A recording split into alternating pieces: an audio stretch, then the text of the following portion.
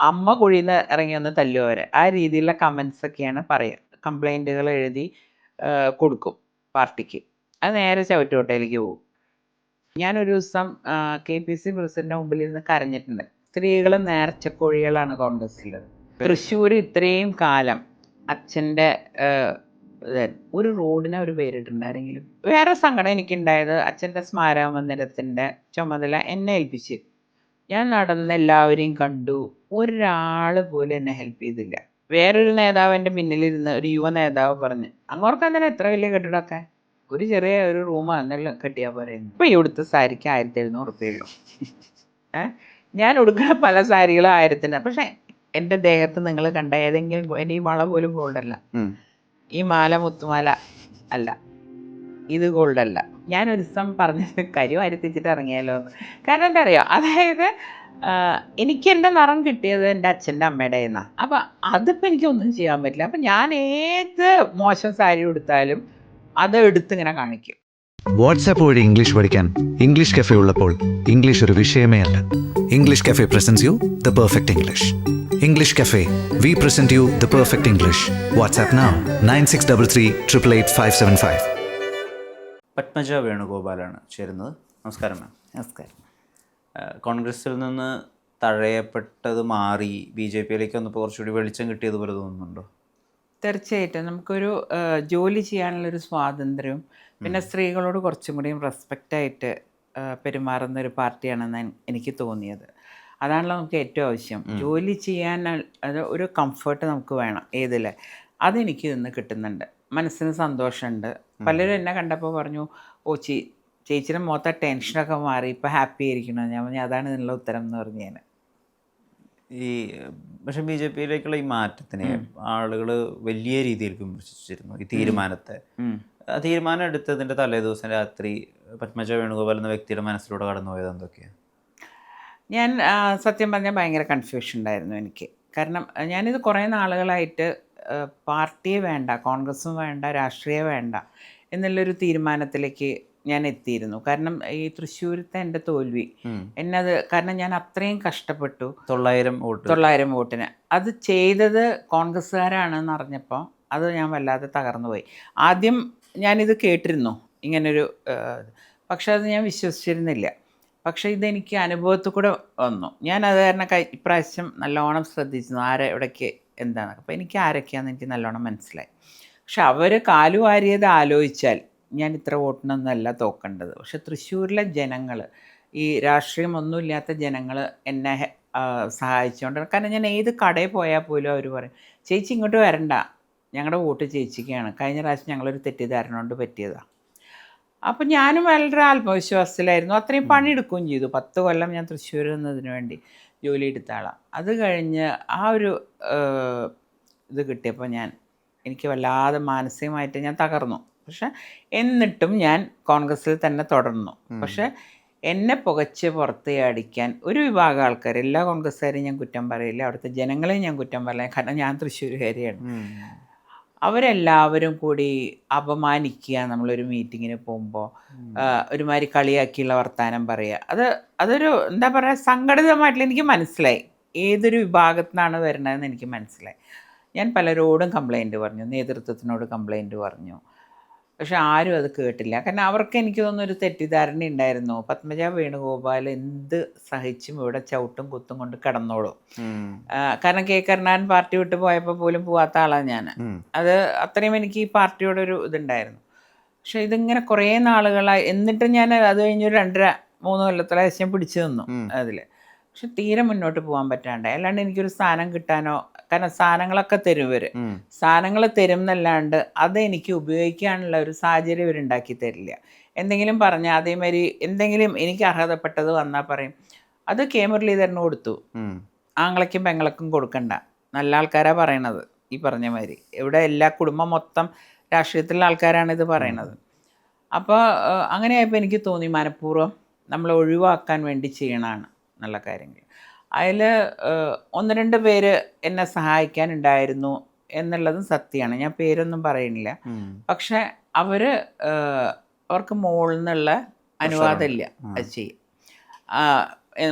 കേരളത്തിലെ തന്നെ ആൾക്കാർ, അപ്പോൾ അവർ ഓരോ ഇതിനും എന്നെ ഇട്ടിട്ട്, ഞാൻ പറഞ്ഞില്ലേ ഒരു ദിവസം KPC വൈസ് പ്രസിഡൻ്റ് ആയിരുന്ന എന്നെ പിടിച്ചിട്ട് നേരെ KPC എക്സിക്യൂട്ടീവിലേക്ക് ഇട്ടു. എന്ത് ഞാൻ തെറ്റ് ചെയ്തിട്ടാന്ന് എനിക്ക് മനസ്സിലായില്ല. പറഞ്ഞ വാക്കുകളും ഞാൻ അറിഞ്ഞു. അതായത് അവരവിടെ ഇരിക്കട്ടെ. അങ്ങനെ ഓരോന്നിനും ഇപ്പം നമ്മൾ എൻ്റെ ഒരു മണ്ഡലത്തിലെ പ്രസിഡന്റിനെ വെക്കാൻ പറഞ്ഞ ഒരു നേതാവ് പറഞ്ഞത്, ഈ സ്ത്രീക്ക് എല്ലാം വേണം, എല്ലാ സ്ത്രീക്ക് തന്നെ വേണം. 10-21 മണ്ഡലം പ്രസിഡന്റ്മാരെ കിട്ടിയ ഒരു നേതാവാണ് അവിടെ ഇരുന്ന് പറയണത്. ഞാൻ ഒരു മണ്ഡലം ചോദിച്ചതിന് ആ മണ്ഡലം പ്രസിഡന്റാച്ചാൽ എൻ്റെ ഇലക്ഷന് തീരെ ഇറങ്ങിയില്ല. ഞാൻ നോക്കുമ്പോൾ അങ്ങനെ നമ്മൾ വരില്ല, ഈ സിനിമയിലെ കാണാൻ കൈയൊക്കെ കിട്ടി ഞാൻ ഇതിൽ പോകുമ്പോൾ എന്നെ അങ്ങനെ നോക്കിയിട്ട് ഒരുമാതിരി പുച്ഛഭാവത്തിൽ നിന്നൊക്കെ എൻ്റെ മനസ്സിലുണ്ട്. അപ്പം ഞാൻ പറഞ്ഞു അയാളെ മാറ്റണം, മാറ്റി ഞാൻ പറയുന്ന ആളെ വേണ്ട, നിങ്ങൾ ആരെ വേണമെങ്കിലും വെച്ചോ, അയാളെ മാറ്റണം. കാരണം വ്യക്തമായിട്ട് എൻ്റെ കണ്ണുകൊണ്ട് കണ്ട കാര്യം. അപ്പോൾ സമ്മതിക്കില്ല. അപ്പോൾ വാശി നേതാക്കന്മാർക്ക്, അവരുടെ ഈഗോ ഹേർട്ട് ചെയ്യാണ്, അവർ പറഞ്ഞ ആളെ നമ്മൾ തട്ടണമെന്നുള്ള. അങ്ങനെ ഞാൻ ചെറിയൊരു സംഭവം പറഞ്ഞ കേട്ടോ, ഇങ്ങനെ ഓരോ കാര്യങ്ങളിലും എന്നെ ഇട്ടിട്ട് അവർ വല്ലാണ്ട് ബുദ്ധിമുട്ടിച്ചു. അപ്പം ഞാൻ വിചാരിച്ചു ഇനി ഞാനൊരു 2.5 കൊല്ലം ഇവിടുത്തെ തീരുമാനം ഇപ്പം ഞാൻ നടപ്പിലാക്കാമെന്ന്. ഞാൻ പാർട്ടിയിൽ നിന്ന് പോവാന്നുള്ള തീരുമാനം എടുത്തിരുന്നു. പിന്നെ ഞാൻ വിചാരിച്ചു എന്തിനാ ഞാൻ അങ്ങനെ പോണേ, എനിക്ക് അത്യാവശ്യം അങ്ങനത്തെ കഴിവുകളൊക്കെ ഉള്ള ആളാണ്. ആ പാർട്ടിയിൽ എൻ്റെ സഹോദരനുള്ളതുകൊണ്ട് എനിക്ക് എൻ്റെ കഴിവുകളൊന്നും പുറത്തേക്ക് എടുക്കാൻ പറ്റിയിട്ടില്ല. അവിടെ എവിടെയെങ്കിലും വെച്ച് വഴിക്ക് വെച്ച് ഞാൻ എൻ്റെ കുറച്ച് മനസ്സിലൊരു സഹോദര സ്നേഹം ഉണ്ടായിരുന്നു എനിക്ക്. അതുകൊണ്ട് ഓരോ ഭാഗം ഞാനൊരു ചവിട് പിന്നിലേക്ക് വയ്ക്കും. ഞാൻ പറഞ്ഞു വേറെ പാർട്ടി പോയാൽ ഈ പ്രശ്നമൊന്നുമില്ലല്ലോ, രണ്ടുപേരും 2 പാർട്ടിയിൽ, എനിക്ക് എൻ്റെ സ്വാതന്ത്ര്യം അനുസരിച്ച് ജോലി എടുക്കാം. പിന്നെ ഈ പറഞ്ഞ മാതിരി എന്താ പറയുക, എനിക്ക് പണ്ടെങ്ങനെ മോദിയുടെ ഇതൊക്കെ കാണുമ്പോൾ എനിക്ക് ഭയങ്കര ഇഷ്ടം. അപ്പോൾ ഏതിൽ പോകണം എന്ത് പോകണം എന്നൊരു ഒറ്റ ദിവസം കൊണ്ടാണ് തീരുമാനം എടുത്തത്. ഒരു രാത്രി കൊണ്ട് എൻ്റെ ഭർത്താവിന് പോലും സത്യം പറഞ്ഞാൽ, ഭർത്താവിനോട് ആ സമയത്ത് ഞാൻ പറഞ്ഞു എന്നല്ലാണ്ട് എൻ്റെ തീരുമാനത്തിൽ ആരുമല്ല, ഞാൻ തന്നെയാണ് തീരുമാനം എടുത്തത്. അത് കഴിഞ്ഞ് എല്ലാവരും എൻ്റെ അടുത്ത് ചോദിച്ചു എന്തൊക്കെ വാഗ്ദാനം. ഞാൻ ഒരു വാഗ്ദാനത്തെ എനിക്ക് മനസ്സമാനമായിട്ട് ജീവിക്കണം എന്നേ ഞാൻ പറഞ്ഞുള്ളൂ, അല്ലാണ്ട് എനിക്ക് സ്ഥാനമൊന്നും കിട്ടാണ്ടല്ല ഞാൻ അവിടെ നിന്ന് പോകുന്നത്. അപ്പോൾ അതിൽ പിന്നെ ഞാൻ ജനിച്ചു വീണത് കെ കരുണാകരൻ്റെ MLA മകളായിട്ടാണ്. വെറും കെ കരുണാകരൻ്റെ അല്ല, അദ്ദേഹം അന്നേ MLA. പിന്നെ 4-5 വയസ്സായപ്പോൾ ആഭ്യന്തരമന്ത്രി, 4 പ്രാവശ്യം മുഖ്യമന്ത്രി, കേന്ദ്രമന്ത്രി, MP ഇതൊക്കെ കണ്ട ആളാണ് ഞാൻ. അപ്പോൾ ഈ അധികാരങ്ങൾക്കൊക്കെ ഇത്രയേ ഉള്ളൂ എന്ന് എനിക്കറിയാം. കാരണം ഒരു മുകളിലേക്ക് പോയാൽ അതേ സ്പീഡിൽ താഴെ വരുന്ന ഒരാളാണ് എൻ്റെ അച്ഛൻ. അതും ഞങ്ങൾ അനുഭവിക്കും. അതുകൊണ്ട് ഈ ഉയർന്നു പോകുന്നൊന്നും ഞങ്ങൾക്ക് സത്യം പറഞ്ഞാൽ പേടിയായിരുന്നു. ഭഗവാൻ ഇതിൻ്റെ പിന്നാലെ ഒരു താഴ്ച എന്തായാലും വരും, ആ വീഴൽ ഭയങ്കര വീഴലായിരിക്കും, അങ്ങനെയാണ്. അപ്പോൾ ഇതിനോടൊന്നും എനിക്ക് അത്ര വലിയ, പക്ഷേ എനിക്ക് ജോലി ചെയ്യാൻ ഇഷ്ടം, അങ്ങനത്തെ പണികൾ, ഈ ആൾക്കാരോട് സംസാരിക്കാൻ പോകല്, ഇതൊക്കെ അച്ഛനെ എന്നെ ഏൽപ്പിച്ചിരുന്ന പല കാര്യം. അപ്പോൾ എനിക്കിങ്ങനെ വെറുതെ ഇരിക്കാൻ വയ്യ. പിന്നെ ഇഷ്ടപ്പെട്ട പാർട്ടി എനിക്ക് തോന്നിയത് BJP ആണ്. കാരണം ഈ മാർക്സിസ്റ്റ് പാർട്ടിയോട് എന്ന് പറഞ്ഞാൽ ചെറുപ്പം തൊട്ടേ നമ്മൾ കേട്ട് വളർന്ന ചില കാര്യങ്ങളുണ്ട്. അപ്പം അന്ന് തൊട്ടേ അതുകൊണ്ട് ചെറിയ അനുഭവങ്ങൾ ഞാൻ പറയുകയാണെങ്കിൽ, അന്ന് തൃശ്ശൂർ മുണ്ടശ്ശേരി മാഷ ജയിക്കുക. മുണ്ടശ്ശേരി മാഷ ജയിക്കുമ്പോൾ അച്ഛനന്ന് മാളയിലായിരിക്കും, ഞാനും ചേട്ടനും അമ്മയും മാത്രമേ വീട്ടിലുണ്ടാവുള്ളൂ. മാർക്സിസ്റ്റുകാർ എന്ത് ചെയ്യുന്ന വെച്ചാൽ റോട്ടിൽ വന്നിട്ട് പടകം പൊട്ടിച്ച് ഞങ്ങളുടെ വീട്ടിലേക്ക് എറിഞ്ഞ് അപ്പം ഞാനൊക്കെ ഡൈനിങ് റൂം അടിയിൽ പോയിരിക്കും പേടിച്ചിട്ട്. കാരണം ഗ്ലാസ്സൊക്കെ പൊട്ടും. പറയുമ്പോൾ തലേ ദിവസം വരെ ഞങ്ങളുടെ വീട്ടിൽ ജോലിക്ക് വന്ന ആൾക്കാരാണ് ഈ എറിയണമൊക്കെ. അത് എനിക്കറിയാം, ലഹരിയുടെ പുറത്ത് ചെയ്യണം. പിറ്റേ ദിവസം വന്ന് കരയും ചെയ്യും നമ്മുടെ അവിടെ വന്നിട്ട്. അപ്പോൾ ഈ പാർട്ടി ഇങ്ങനെയാണ് എന്നൊരു തോന്നൽ കുട്ടിക്കാലത്തുള്ളിൽ വന്നതാണ്. അപ്പം അങ്ങനെ അതിലേക്ക് എന്തായാലും ഞാനില്ല. ആക്രമണോത്സവം ഉണ്ടെന്ന് അന്ന് എനിക്ക്, കാരണം ഞങ്ങൾ അനുഭവിച്ചിട്ടുള്ളതാണ്. ആരും പറഞ്ഞ കാര്യമൊന്നുമല്ല, ഞാൻ ആരും പറഞ്ഞ കാര്യം ഒന്നും വിശ്വസിക്കുന്ന ആളല്ല, പക്ഷെ എൻ്റെ കണ്ണുകൊണ്ട് കണ്ട കാര്യം. അപ്പോൾ അത് എൻ്റെ മനസ്സിലേ പോയില്ല. അതുകൊണ്ട് പക്ഷെ പിന്നെ BJP എന്ന് പറഞ്ഞപ്പോൾ ഞാൻ അവരടുത്തറിഞ്ഞപ്പോൾ അവർക്ക് പൊതുവെ അങ്ങനെ ഒരു വർഗീയതയോ, അങ്ങനെയാ വെച്ചാൽ വർഗീയത ഏറ്റവും കളിക്കുന്ന ഇപ്പോൾ കോൺഗ്രസ്സാണ്. അവരിപ്പോൾ ഒരു വിഭാഗം ആൾക്കാരെ മാത്രം പിടിച്ച് കൊണ്ടുപോകണ രാഷ്ട്രീയം. ഇപ്പം നമ്മൾ കേരളം കഴിഞ്ഞു കഴിഞ്ഞാൽ ഈ വർഗീയത ഇത് കാണാനില്ല. കാരണം എന്താണെന്ന് വെച്ചാൽ കോൺഗ്രസ്സിന് ജീവിക്കണമെങ്കിൽ അവർ വേണം. അപ്പോൾ അവരെ പറഞ്ഞ് തെറ്റിപ്പിച്ച് ഇപ്പോൾ എന്താ പറയണ്ട, എല്ലാ ദിക്കിലും അവരെ കൊണ്ടൊക്കെയല്ലേ BJP ജയിക്കണത്. പക്ഷെ ഇവിടെ അങ്ങനെയല്ല, ഇവിടെ അങ്ങ് വെറുപ്പിച്ച് വെച്ചിരിക്കുക. ഇപ്പം എൻ്റെ തന്നെ എൻ്റെ ഒരു പോസ്റ്റ് ഇട്ടാ എൻ്റെ അമ്മ കുഴിയിൽ നിന്ന് ഇറങ്ങി വന്ന് തല്ലുവരെ, ആ രീതിയിലുള്ള കമൻസ് ഒക്കെയാണ് പറയുക. അത് ചില മതവിഭാഗങ്ങളാണ് അത് ചെയ്യണത്. അവർക്കുള്ളൊരു എന്താ പ്രശ്നം എന്ന് ഞാൻ നോക്കിയിട്ട്, പലരും ഗൾഫിലൊക്കെ ജോലിയുള്ള ആൾക്കാരാണ്, അവർക്ക് വൈകുന്നേരം 5 മണി കഴിഞ്ഞാൽ വേറെ പണിയൊന്നുമില്ല. അപ്പോൾ നമ്മളെ ചീത്ത വിളിക്കുക, ഒരാളെ ചീത്ത വിളിക്കുമ്പോൾ ഒരു സുഖം കിട്ടുമല്ലോ, ആ സുഖം കിട്ടിക്കോട്ടെ എന്ന് ഞാനും വിചാരിക്കും. അതിനൊന്നും കമൻറ്റ് പറയാൻ പോകാറില്ല ഞാൻ. ഇത് അവരൊക്കെ വിചാരം ഇങ്ങനെ പറഞ്ഞാൽ ഞാൻ വേദനിക്കും എന്നാണ്. അതിനേക്കാൾ എത്രയോ വേദനകൾ കഴിഞ്ഞിട്ടാണ് ഞങ്ങൾ ഈ ഇതിലേക്ക് എത്തിയത്. ഞാൻ പറയില്ല, എൻ്റെ 5 വയസ്സ് 6 വയസ്സുള്ളപ്പം അച്ഛനെ കൊലക്കേസിൽ പ്രതിയാക്കി ഒളിവിൽ പോയത് ഇതൊക്കെ കണ്ടു വളർന്ന എനിക്ക് എന്നെ ഈ ചീത്ത പറഞ്ഞാൽ ഇവിടെ എൻ്റെ ദേഹത്ത് പോലും തൊടില്ല. അതൊരു അഹങ്കാരമല്ല, അത് ദൈവം അത് എനിക്ക് തന്നൊരു കഴിവാണ് അത് ഇതാക്കാൻ. പിന്നെ ഞാൻ ആലോചിക്കും, എൻ്റെ അച്ഛൻ ഏറ്റവും സ്നേഹിച്ച ജനവിഭാഗങ്ങളാണ് എൻ്റെ ചീത്ത പറയുന്നത്. ഏറ്റവും സ്നേഹിച്ചതാണ് അച്ഛൻ. എനിക്കത് വ്യക്തമായിട്ട് അറിയാം ഇപ്പോഴും. അതുകൊണ്ട് എനിക്കെല്ലാവരുമായിട്ട്, ഞാൻ BJP-യിലാണെങ്കിലും ഞാൻ എല്ലാവരുമായിട്ടും സുഹൃത്ത് ബന്ധം കാത്തു സൂക്ഷിക്കുന്ന ആളാണ്. അത് ഏത് പാർട്ടിയിലും ഉണ്ട് എനിക്ക്. മാം, അവിടെയാണ് ഞാൻ ചോദിക്കാൻ വരുന്നത്. മാമിന്റെ ഏറ്റവും വലിയ മേൽവിലാസം ഇനിയിപ്പോൾ എത്ര കാലം പ്രവർത്തിച്ചാലും അത് കരുണാകരന്റെ മകൾ എന്നുള്ളത് തന്നെയാണ്. അതെ.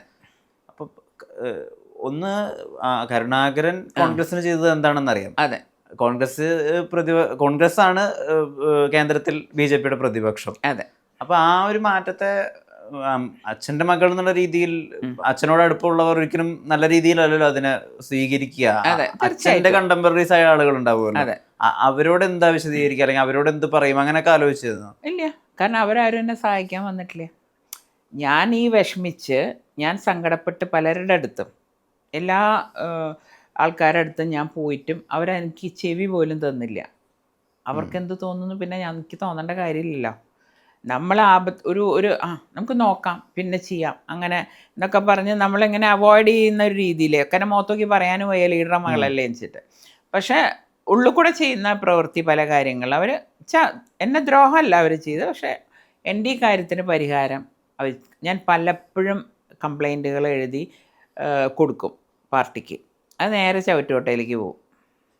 ആ രീതിയിൽ ഞാൻ പറഞ്ഞില്ലേ, ഞാനൊരു ദിവസം KPC പ്രസിഡൻ്റെ മുമ്പിലിരുന്ന് കരഞ്ഞിട്ടുണ്ട്. അത് അദ്ദേഹം പറയും, ഇല്ലയെന്ന് അദ്ദേഹം പറയട്ടെ, ഞാൻ നേരിട്ട് ചോദിച്ചോളാം. അപ്പോൾ ആൾക്കെന്നെ വല്ലാത്ത വിഷമമായിപ്പോയി കണ്ടപ്പോൾ. ആൾ പറഞ്ഞു, ഇല്ല നീ അങ്ങനെ കരയല്ലേ. ആൾക്ക് ഭയങ്കര സങ്കടമായിപ്പോയി പറഞ്ഞു. അപ്പം അങ്ങനെ നമ്മളോട് നന്നായി പെരുമാറിയ ആൾക്കാരും ഉണ്ട് അതിൽ. അല്ലെങ്കിലും എനിക്ക് പ്രസ്ഥാനത്തിനോട് എനിക്കൊരു ദേഷ്യം ഉണ്ടായിട്ടില്ല. പക്ഷെ ഇപ്പോഴത്തെ നേതാക്കന്മാരെ സഹിക്കാൻ പറ്റുന്നില്ല. എന്താ സാമ്പത്തിക ഇത്, എന്ത് കൊടുത്താലും പൈസ കൊടുത്താൽ സ്ഥാനം കിട്ടുക, പൈസ കൊടുത്ത് കോർപ്പറേഷനിലെ സീറ്റുകൾ വിൽക്കുക, ഇതെല്ലാം കണ്ണുകൊണ്ട് കണ്ടപ്പോൾ സത്യം പറഞ്ഞാൽ എനിക്ക് തലയ്ക്ക് പ്രാന്തായി. ഞാൻ ഇങ്ങനത്തെ ഒരു പൊളിറ്റിക്സ് കണ്ടു വളർന്ന ആളല്ല. എൻ്റെ മുമ്പിലിരുന്ന് കണക്ക് പറഞ്ഞ് കോർപ്പറേഷന് പൈസ വാങ്ങുന്നത് ഞാൻ കണ്ടിട്ടുണ്ട്.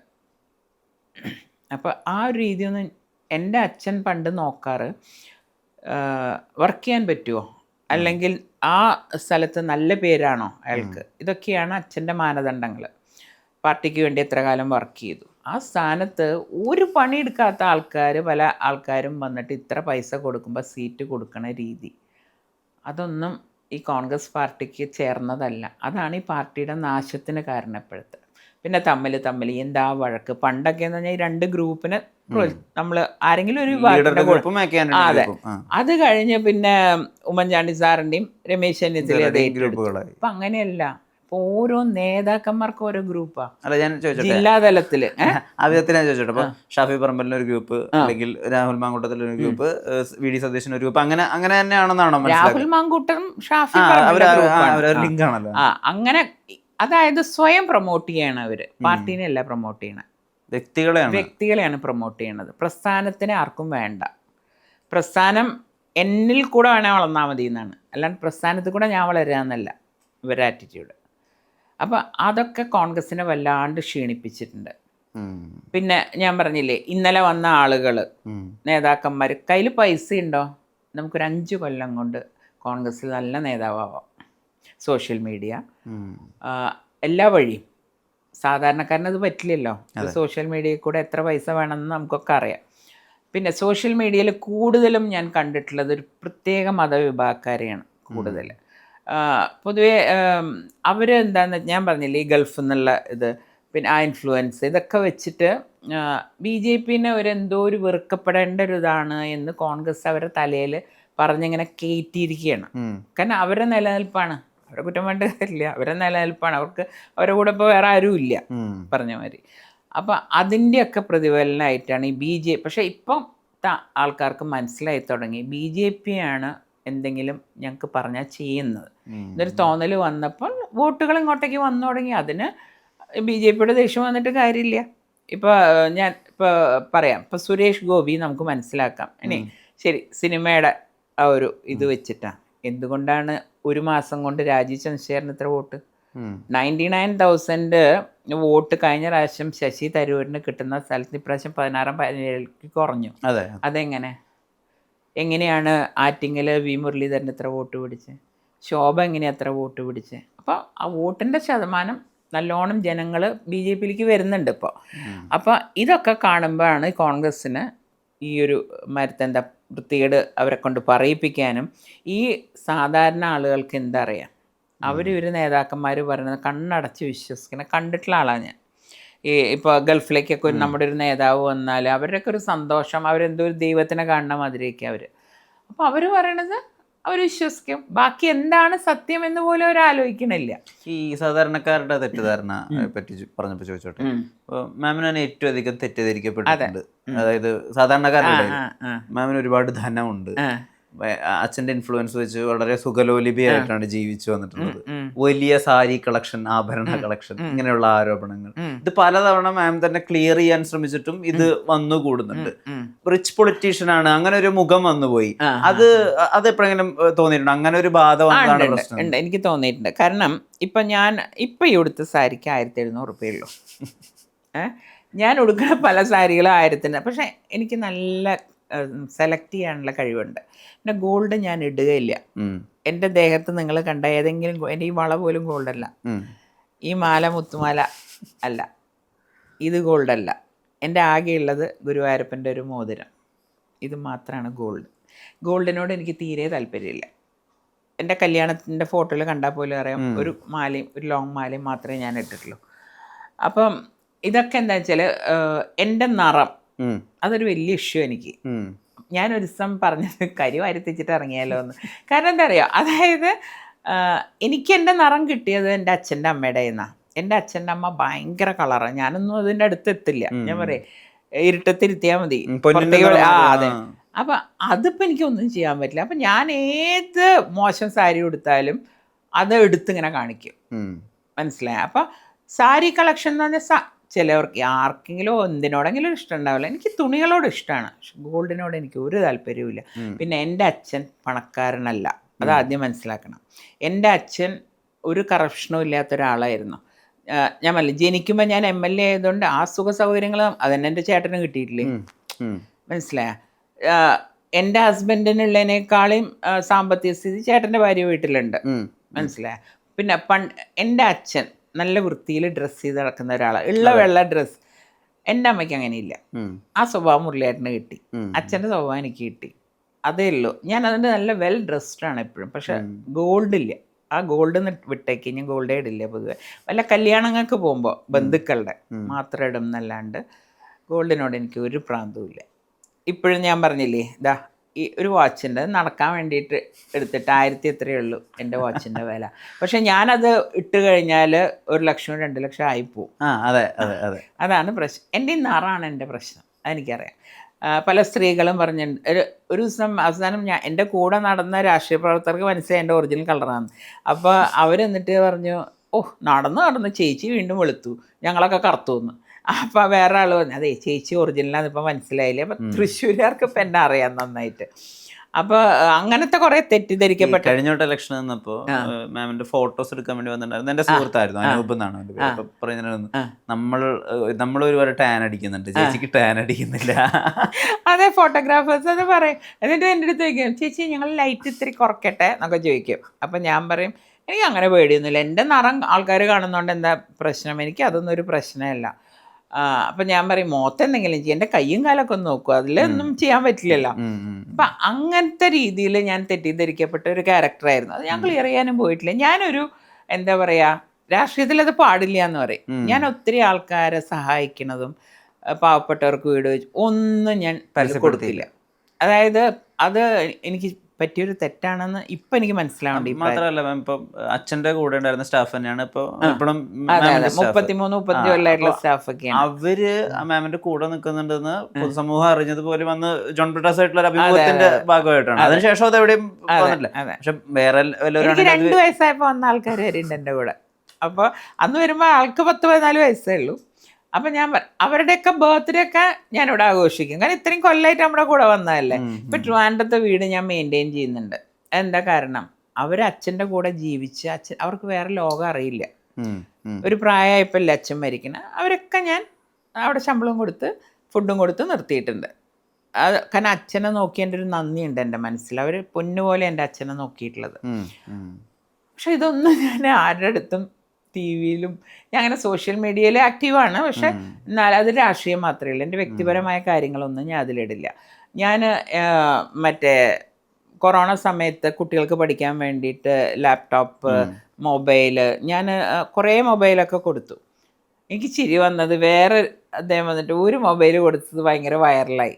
അപ്പം എല്ലാവരും എൻ്റെ ചേച്ചി എത്ര, അപ്പം ഞാൻ പറഞ്ഞു ഒരാളുടെ ദാരിദ്ര്യം നമ്മൾ മുതലാക്കരുത്. പാവപ്പെട്ട കുട്ടികളല്ലേ വന്ന് ഇതാക്കണം. ഞാൻ കൈ കൊണ്ട് തൂക്കിയിട്ട് എൻ്റെ കൂടെ ഒരു സ്റ്റാഫും കൂടിയിട്ട് ഓണ സമയത്ത് ഞാൻ കോളനികളിൽ കിറ്റ് കൊടുക്കാൻ പോകും. ഞാൻ തന്നെ പൈസ, എൻ്റെ കയ്യിൽ തന്നെ പൈസ. എല്ലാവരും അല്ല, ഞാൻ പൈസ, എൻ്റെ ഭർത്താവ് കഷ്ടപ്പെട്ട് ഉണ്ടാക്കണ പൈസയാണ്. എൻ്റെ ഹസ്ബൻഡ് കുറച്ച് സാമ്പത്തിക സ്ഥിതിയുള്ള വീട്ടിലെയാണ്. എന്നിട്ട് അദ്ദേഹം തന്നെ പറയും, ഞാൻ കഷ്ടപ്പെട്ടുണ്ടാക്കണം മുഴുവൻ ഇത് അടി കൂടെ പാവങ്ങൾക്ക് എടുത്ത് കൊടുക്കും എന്ന് പറയും തമാശയ്ക്ക്. അതൊക്കെ ഞാൻ ചെയ്യും. അതുകൊണ്ട് തൃശ്ശൂരുകാരെ അതുകൊണ്ടായിരിക്കും ഈ എത്ര ചവിട്ടിയും കുത്തി ഞാൻ എന്നെ 900 വോട്ടിനെ തോൽപ്പിക്കാൻ പറ്റിയുള്ളൂ അവർക്ക്. അപ്പം അതുകൊണ്ടാണ് ഞാൻ പറഞ്ഞത്, കുറേ കഴിയുമ്പോൾ ജനങ്ങൾ എന്നും ഒളിച്ചു വെക്കാൻ പറ്റില്ല ഇങ്ങനത്തെ കാര്യങ്ങൾ. എന്തെങ്കിലും അതൊക്കെ സത്യം. പക്ഷെ അവസാന സമയം ഇപ്പോൾ വല്ലാത്തൊരു പരിഗണന വന്നതായിട്ടാണ് ഇപ്പോൾ നമ്മൾ നിരീക്ഷിക്കുമ്പോൾ തോന്നിയിട്ടുണ്ടായിരുന്നു. 900 വോട്ടിന് തോറ്റ സമയത്ത് വല്ലാതെ പരിഗണന ഉണ്ടായിരുന്നു. കാരണം കേരളത്തിലെ ഏറ്റവും കുറവ് വോട്ടിന് ഞാനത് തോറ്റെ. അതെ, UDF. അപ്പോൾ അതിനീ പറഞ്ഞ പോലെ രാഷ്ട്രീയപരമായിട്ടുള്ള കാരണങ്ങളായിരിക്കാം. അതെ, ഞാൻ പറഞ്ഞില്ലേ കുറേ നല്ല നേതാക്കന്മാരുണ്ട്. ഇതിൻ്റെയൊക്കെ ട്രെയിനിൽ എന്നെ കണ്ടപ്പോൾ വന്നിട്ട് കെട്ടിപ്പിടിച്ചിട്ട് ആളുടെ കണ്ണൊക്കെ നിറഞ്ഞിട്ട് എൻ്റെ അടുത്ത് പറഞ്ഞു, മോളെ നീ ഏത് പാർട്ടി, നീ അത്രയും ചവിട്ടും കുത്തും സഹിച്ചിട്ടാണ് പോയതെന്ന് എനിക്കറിയാം. നീ വേറെ പാർട്ടിയിലാണെങ്കിൽ എന്നെ ഇടയ്ക്കിടയ്ക്ക് വിളിക്കണേ. അവരൊക്കെ ആ കുട്ടിക്കാലത്തുള്ള സ്നേഹമാണ്. അങ്ങനത്തെ ആൾക്കാരും ഉണ്ട് ഇതിൽ. അവരൊക്കെ വിട്ടു പോകുമ്പോൾ എനിക്ക് സങ്കടമുണ്ട്, ഇല്ലയെന്ന് ഞാൻ ഒരിക്കലും പറയില്ല. പക്ഷെ ഇപ്പോഴത്തെ കുറേ നേതാക്കന്മാരെ എനിക്ക് തീരെ പിടിക്കില്ല. അതാണ് പ്രശ്നം. ഈ ഇപ്പോൾ ഇ.കെ. നായനാർ സാറിനും അതുപോലെ തന്നെ ലീഡർ സാറിനും ഒക്കെ ഉണ്ടായിരുന്ന ഒരു നർമ്മബോധം ഉണ്ടായിരുന്നു. എത്ര വലിയ കാര്യങ്ങൾ അദ്ദേഹത്തിനോട് 30 വർഷങ്ങൾ അല്ല 40 വർഷങ്ങളെ തിരിഞ്ഞു നോക്കാൻ പറയുമ്പോൾ തിരിഞ്ഞു നോക്കുന്നത് ഇന്നും വിഷുക്കാലത്ത് ഒരു ഭയങ്കര വൈറലായ ഒരു ക്ലിപ്പാണ്. അത്രയും നർമ്മബോധം ഉണ്ടായിരുന്നു, അത്രയും ലൈറ്റ് ആയിട്ടായിരുന്നു വലിയ വിഷയങ്ങൾ എടുത്തിരുന്നത്. അങ്ങനെയുള്ള ഒരു ബോധ്യം കൂടിയുണ്ടല്ലോ, അതും മിസ്സാവുന്നത് ഇപ്പോഴത്തെ നേതാക്കളിൽ. അങ്ങനെ തോന്നിയിട്ടുണ്ട്. ഇപ്പോഴത്തെ നേതാക്കന്മാർ തമ്മിലൊന്നും ഒരു പാർട്ടിയിൽപ്പെട്ടവർ തമ്മിലേ, പിന്നെയല്ലേ മറ്റേ പാർട്ടിയിലുള്ളവർ.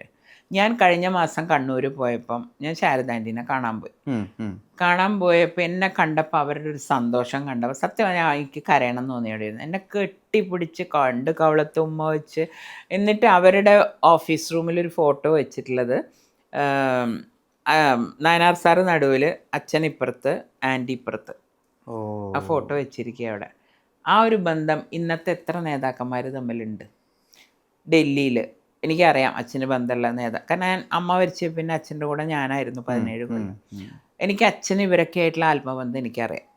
അപ്പം അതൊക്കെ കണ്ടു വളർന്ന എനിക്ക് ഈ തമ്മിൽ പോലും ഒരേ പാർട്ടിയിൽ നിന്നിട്ട് പോലും ആത്മാർത്ഥമില്ലാത്ത ആൾക്കാരെ കാണുമ്പോൾ, ഇപ്പോൾ 2 ദിവസം മുമ്പ് ഞാൻ അച്ഛൻ്റെ ഇത് ഓഫീസ് ഉദ്ഘാടനത്തിൻ്റെ ഒരു TV എനിക്ക് നാണക്കേടായിട്ട് അന്ന് അവരൊന്നും ഇതിലൊരു റോളും ഇല്ല. ആകെ ആ DC പ്രസിഡന്റ് മാത്രമാണ് ഓടി നടന്ന്. പക്ഷെ അതിൻ്റെ സമയമായപ്പോൾ ഇടി. പിന്നെ വേറെ സങ്കടം എനിക്കുണ്ടായത്, അച്ഛൻ്റെ സ്മാരക മന്ദിരത്തിൻ്റെ ചുമതല എന്നെ ഏൽപ്പിച്ചിരുന്നു. ഞാൻ നടന്ന് എല്ലാവരെയും കണ്ടു, ഒരാൾ പോലും എന്നെ ഹെൽപ്പ് ചെയ്തില്ല. പാർട്ടിയിൽ പ്രസംഗിക്കും ഇങ്ങനെ, അത് ചെയ്യണം ഇത് ചെയ്യണം, കഴിഞ്ഞു. വേറൊരു നേതാവ് എൻ്റെ പിന്നിലിരുന്ന്, ഒരു യുവ നേതാവ് പറഞ്ഞ്, അങ്ങോർക്ക് അങ്ങനെ ഇത്ര വലിയ കെട്ടിടമൊക്കെ, ഒരു ചെറിയ ഒരു റൂമാണ് എന്തെങ്കിലും കെട്ടിയാൽ പോരെയെന്ന്. ഞാൻ കേട്ടു എന്നുള്ള അയാൾ അറിഞ്ഞിട്ടില്ല ഇതുവരെ. ഇതൊക്കെ എൻ്റെ ചെവി കൊണ്ട് കേട്ട കാര്യം. ഇപ്പോൾ തൃശ്ശൂർ കോട്ടയുടെ അവിടെ വെച്ചിട്ടുള്ള പ്രതിമയിൽ ഒരു ബൾബ് സ്ഥാപിക്കാൻ പോലും ഒരുപാട് ശ്രമിക്കേണ്ടത്. ഞാൻ കുറേ പ്രാവശ്യം ഞാൻ തൃശ്ശൂരുണ്ടായിരുന്നപ്പോൾ ഞാൻ തന്നെ അത് കഴുകി ഞാൻ തന്നെ പിള്ളേരെ വെച്ച് നമ്മുടെ പിള്ളേരുണ്ട് കുറച്ച്, അവർക്ക് പൈസയും കൊടുത്ത് ഭക്ഷണവും കൊടുത്ത് ഞാനാ വൃത്തിയാക്കിക്കുക. ഇവരൊന്നും തിരിഞ്ഞു നോക്കില്ല. തൃശ്ശൂർ ഇത്രയും കാലം അച്ഛൻ്റെ ഒരു റോഡിനെ ഒരു പേരിട്ടുണ്ടാരെങ്കിലും ഇല്ല. അപ്പം മനസ്സിലായാൽ മതി. കെ കരുണാകരനോട് അവഗണന കാണിച്ചവർക്ക് പിന്നെ ഞാനൊക്കെ എന്താ. ഇപ്പൊ രാഷ്ട്രീയത്തിൽ ഉപയോഗിക്കുന്ന ഒരു സൂത്രം ഒക്കെ ഉണ്ടല്ലോ, അതായത് അച്ഛന്റെ പേരും ഉപയോഗിക്കുന്നത് കോൺഗ്രസിൽ അത് വളരെ പ്രസിദ്ധവുമാണ്. ഏതാണ്? അച്ഛന്റെ പേരും ഉപയോഗിക്കുന്നത്. ഇപ്പോൾ പത്മജ വേണുഗോപാൽ തന്നെയാണ് സജീവ രാഷ്ട്രീയത്തിൽ ഇറങ്ങിയപ്പോൾ തൊട്ടുള്ള പേര്. പക്ഷെ കോൺഗ്രസിന്റെ ഒരു സ്വഭാവം വെച്ച് അച്ഛന്റെ പേര് ഇപ്പൊ കെ പത്മജ എന്നോ പത്മജ കെ എന്നോ ഇട്ട് കഴിഞ്ഞാൽ അതിനൊരു കുതിച്ചുചാട്ടം ഉണ്ടാവുമല്ലോ. ഞാൻ പറയുന്നതിന്റെ സാഹചര്യം മനസ്സിലായത്. ബോധപൂർവ്വം അതെന്താ ഒഴിവാക്കിയത്? അല്ല, നമ്മൾ കല്യാണം കഴിഞ്ഞ് കഴിഞ്ഞാൽ പെൺകുട്ടികൾ പൊതുവെ ഭർത്താവിൻ്റെ, ഞാൻ എൻ്റെ അച്ഛൻ്റെ അത് ഉപയോഗിക്കാൻ ഉദ്ദേശിച്ചിട്ടില്ല. ഞാൻ കെ കരുണാകരൻ്റെ മകളാന്ന് എല്ലാവർക്കും. അതെ അതെ അതെ. പിന്നെ എൻ്റെ നെറ്റിയിൽ എഴുതി വെക്കേണ്ടല്ലോ എൻ്റെ കാര്യം. ഞാൻ എൻ്റെ ഭർത്താവിൻ്റെ പേര് അത് ഞാൻ മാറ്റൂല മരിക്കുന്നവർ. അത് എന്ത് ലാഭത്തിന് എന്തിനു വേണ്ടിയിട്ടായാലും ഞാനത് മാറ്റില്ല. അത് മുരളിയേട്ടനും അച്ഛൻ്റെ പേര് വെച്ചിട്ടില്ല കേട്ടോ. ഞങ്ങൾ തറവാട്ട് പേരാ വെക്കുക, അമ്മയുടെ തറവാട്. കെ മുരളീധരൻ എന്ന് പറഞ്ഞാൽ കോവിത്തൽ. ഞങ്ങൾ രണ്ടുപേരും അച്ഛൻ്റെ പേര് വെച്ചിട്ടില്ല. ഈ സുരേഷ് ഗോപിയും മാധ്യമങ്ങളും തമ്മിലുള്ള ഒരു സമവാക്യം അത്ര നല്ലതല്ല എന്നുള്ള രീതിയിലാണ് ഓരോ ദിവസവും അദ്ദേഹത്തിന്റെ പ്രതികരണങ്ങളെ ആളുകൾ വിമർശിച്ചുകൊണ്ടിരിക്കുന്നത്.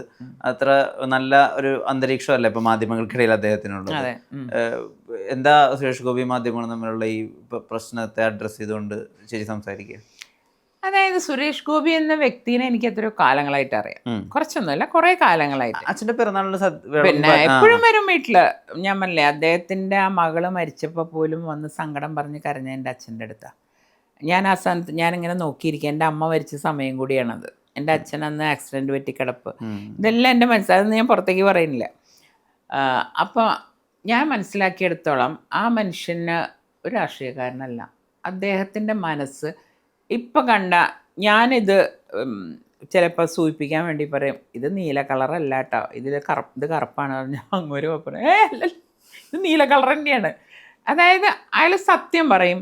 പിന്നെ ഭയങ്കരമായിട്ട് ഓപ്പണായിട്ടാണ് ഇത് പറഞ്ഞാൽ എനിക്ക് ദോഷമാണ്, അല്ലെങ്കിൽ ഞാൻ സത്യം പറയും അതുകൊണ്ട് എനിക്ക് എന്ത് ദോഷം വന്നോട്ടെ, അങ്ങനെ ഒരു ആറ്റിറ്റ്യൂഡ് അയാൾക്ക് പണ്ട്. അത് ഇന്നത്തെ രാഷ്ട്രീയത്തിന് പറ്റിയതല്ല എന്ന് എനിക്ക് തോന്നിയിട്ടുണ്ട്. പക്ഷെ ഓരോരുത്തരെ നമുക്ക് മാറ്റാൻ പറ്റും, ഓരോരുത്തരുടെ രീതിയല്ലേ. അപ്പം നമ്മളൊക്കെ രാഷ്ട്രീയക്കാരായിട്ട് വളർന്നുകൊണ്ട് നമുക്കറിയാം അതെങ്ങനെ പറയണം എങ്ങനെ പറയണ്ട എന്നുള്ളത്. അദ്ദേഹം വളരെ കാലിലായിട്ടുള്ള ആക്റ്റീവായിട്ട് വന്നിട്ട് അദ്ദേഹം ഇനി പഠിച്ചു വരണം. അത്രയും എനിക്ക് ഇതിനെപ്പറ്റി പറയാം. എനിക്ക് കാണുമ്പോൾ ഒക്കെ എനിക്കും വിഷമം തോന്നാറുണ്ട്. കാരണം പിന്നെ ഞാൻ ആലോചിക്കുമ്പോൾ ഞാൻ കാണുന്ന കണ്ണ് ശരിക്കുള്ള സുരേഷ് ഗോപിയാണ് ഞാൻ കാണുമ്പോൾ. ഇപ്പോഴത്തെ രാഷ്ട്രീയക്കാരനെയല്ല ഞാൻ കാണുന്നത്. അയാളൊരു പച്ചയായ മനുഷ്യൻ എന്ന് പറയില്ലേ നമ്മൾ, അതാണ് അയാൾ. ഈ ഇപ്പൊ രാഷ്ട്രീയത്തിലേക്ക് ഇറങ്ങിയിരിക്കുന്നു, ഒരു വിജയം ഉണ്ടാക്കാൻ പറ്റിയിട്ടില്ല, അതെപ്പോഴെങ്കിലും ഒരു നിരാശ ഉണ്ടാക്കിയിട്ടുണ്ട്? തോന്നിയിട്ടുണ്ട്. കാരണം അത് പൊതുവെ ഏത് പെണ്ണുങ്ങളെ ജയിച്ചു വന്നിട്ടുള്ള വളരെ കോൺഗ്രസിൽ അതാണ് പാരമ്പര്യം. ഇപ്പൊ ആ ബിന്ദു കൃഷ്ണ ഏറ്റവും നല്ലൊരു വർക്കറാണ്. ഷാനിമോൾ ഉസ്മാനാണ്. അവർക്ക് ഇതുവരെ ജയിക്കാൻ പറ്റിയോ? ഷാനിമോൾ മാത്രം ഉപതെരഞ്ഞെടുപ്പിൽ എന്നെല്ലാവരും കൂടി, ഇല്ലെങ്കിൽ നാണക്കേടാൻ കോൺഗ്രസ് നാണക്കേട്, അതുകൊണ്ട് അന്ന് ജയിപ്പിച്ചു എന്നല്ലാണ്ട് പിന്നെ ഒരു പെണ്ണിനെ അവർ ജയിക്കാൻ വിടില്ല. ഒന്ന് ആലോചിച്ച് നോക്കൂ, എന്ത് കൊണ്ടാണ് അച്യുതാനന്ദനെതിരെ ലതികേനെ കൊണ്ടിട്ട് എന്തൊരാണ് നിൽക്കാത്ത അവിടെ?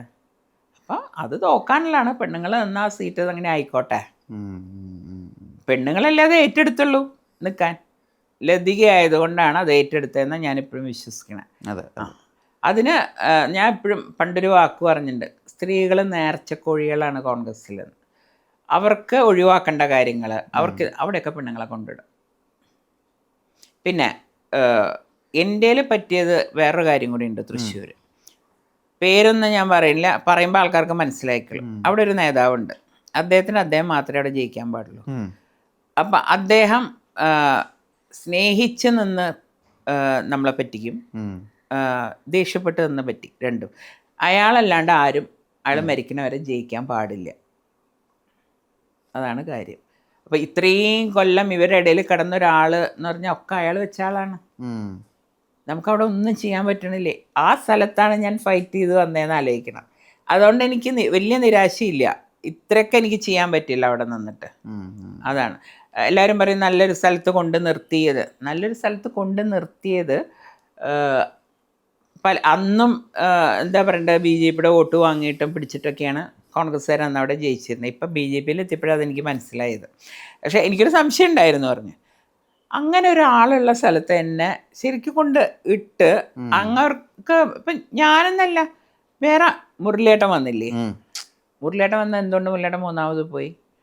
മുരളിയേട്ടൻ ഇല്ല എന്നൊക്കെ പറയും സൂചിപ്പിക്കാൻ വേണ്ടി. ആ പാർട്ടിയിൽ നിൽക്കുമ്പോൾ പാവത്തിന് അതേ പറയാൻ പറ്റുള്ളൂ. ആളെയും നല്ലോണം പറ്റിച്ചിട്ടുണ്ട്.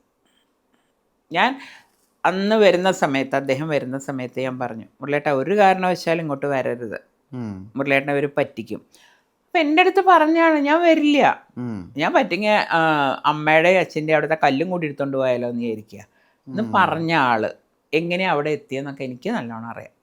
പക്ഷെ ഇപ്പോഴും എൻ്റെ സഹോദരൻ അത് മനസ്സിലായിട്ടില്ല. ഇത് പറഞ്ഞാൽ അങ്ങോരെന്നെ അടുത്ത് ചീത്ത വിളിക്കുന്നു എനിക്കറിയാം. അത് കരുതി തന്നെയാണ് ഞാൻ പറയണം. അദ്ദേഹവും ബി ജെ പിയിലേക്ക് വരും ഭാവിയിൽ, അതിനുള്ള സാധ്യതകൾ കാണുന്നു എന്നൊക്കെ അന്ന് അദ്ദേഹം ആയതുകൊണ്ട് എനിക്കൊന്നും പറയാൻ പറ്റില്ല.